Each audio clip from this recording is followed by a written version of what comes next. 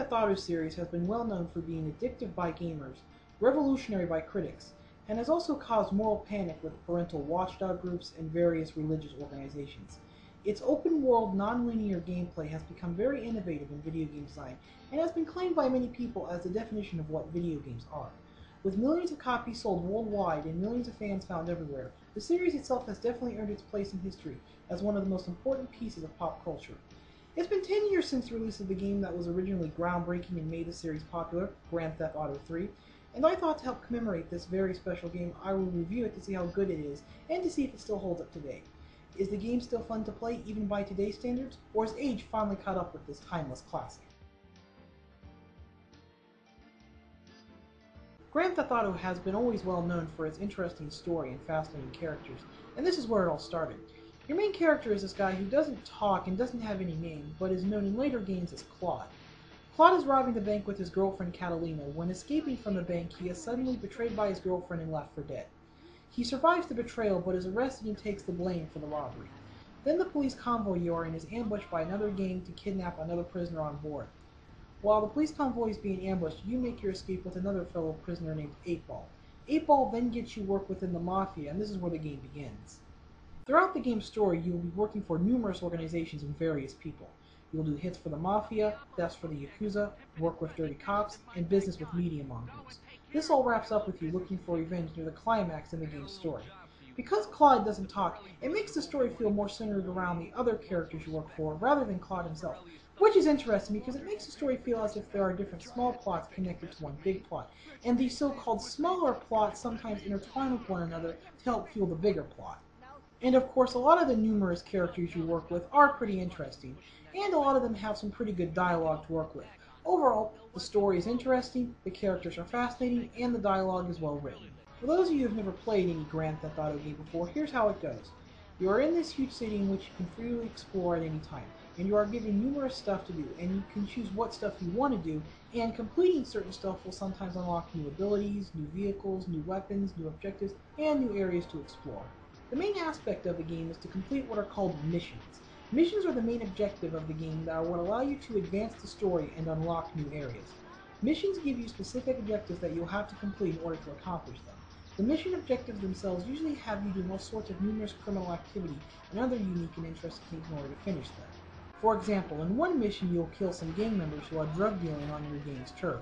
Another mission has you planting some explosives in another gang member's car for not paying back money they owe.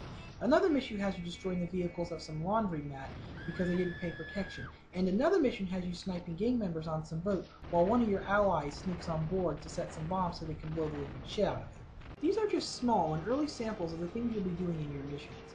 There are around 60 missions to complete, but only around 40 have to be complete in order to finish the story.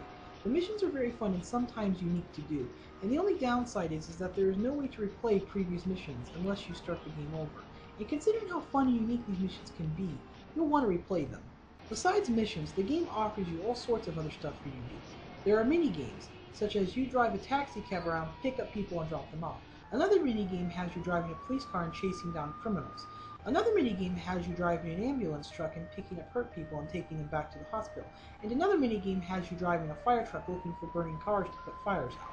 There are also odd jobs you can do, such as looking for certain vehicles to deliver to specific locations, as well as 100 hidden packages located throughout the city that you can find, and special stunt jumps where you have to run your car off a special ramp and keep it in the air at a certain distance. And of course, rampages where you have to kill a certain number of gang members in a certain amount of time where you are given a specific weapon with infinite ammo. There are also special missions for you to complete as well, such as blowing up gang vehicles with remote-controlled exploding cars, and other special missions that have you in some sort of off-road vehicle trying to hit checkpoints within a time limit. And of course, if none of those interest you, you can always find ways to make your own fun while in the big city. You can steal pretty much any car you want and drive around like some sort of maniac until your car is engulfed in flames and blows to smithereens. You can also go on a killing spree and see how long you can last against the law enforcement until they finally put you down. And of course, the feature that caused moral panic in every parent, pastor, and politician, the ability to fuck hookers and then beat the living shit out of them in order to get your money back. There is a lot to do in Grand Theft Auto 3, and only so little time to do it all.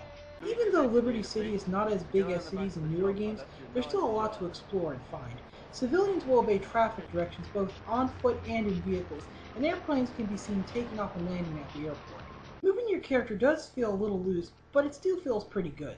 Although not being able to swim in water, climb up objects, and crouch, and considering that there were other third-person perspective games during this time that had these features, is kind of annoying. I mean, I find it kind of awkward that this game has all kinds of revolutionary gameplay, and yet basics like swimming, climbing, and crouching are not available to you.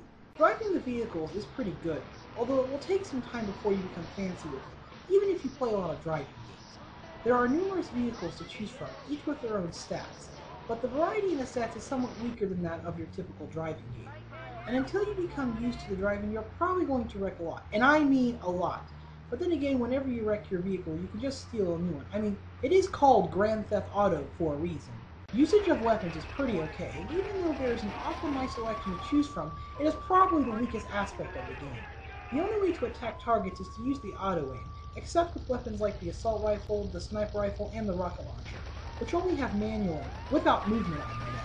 The auto aim works pretty well, and all your shots will hit, but the problem is that the targeting system can't tell the difference between a person who's attacking you and a person who is just being peaceful, meaning that there are times when you might be trying to target an attacking gang member, and instead you target an innocent, harmless civilian, which is not only annoying, but can also be hazardous to your health. And also to add, using the assault rifle with its manual aim through a first-person perspective is tricky to control with its very sensitive recoil, and makes it somewhat difficult to kill targets with. Now, because the game is centered on criminal activity, you're going to get in trouble with the law a lot. The wanted level system in this game gets the law on your ass based upon certain crimes you commit, both inside and outside the missions. The more crimes you commit, the much harder and more responsive law enforcement will come down on you. In order to keep the law off your back, you either need to spray your vehicle at an auto shop, or collect what are called cop bribes hidden throughout the city.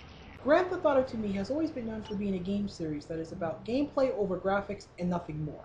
The city itself looks somewhat good, the vehicles are also nicely detailed, and the special effects like water, fire, fog, rain, and smoke look nice. But the character models in the game I find to be somewhat weak, and even character animations during gameplay look real weird sometimes. Their hands look like deformed lobster claws, their joints look really awkward, and their clothes they wear sometimes isn't very well detailed, especially random civilians in the street, which to me look kind of ugly. And I know this was originally released as an early PS2 game, but even some early PS2 games look better than this. Just saying. Now, the game itself has numerous radio stations to listen to while you're driving vehicles. Although most of the radio stations have licensed music, most of the licensed music itself isn't very well known, unlike newer games in the series, which are well known for getting real gems when it comes to licensed music. The only radio station that has any recognizable music is Flashback, which all has music from the movie Scarface for some weird reason. The voice acting is really great and has some pretty good Hollywood voice talent in the form of actors like Joe Pantoliano, Michael Manson, Frank Vincent, and Robert Loggia. And the sounds in the game are great. People sound like people, cars sound like cars, and guns sound like guns. It's all this that makes you feel that if you are in a real, living, breathing city. Now, the load times in the opening take around 30 seconds, but others, like when loading the game profile, loading a mission cutscene, or driving to another area, take about 10 seconds.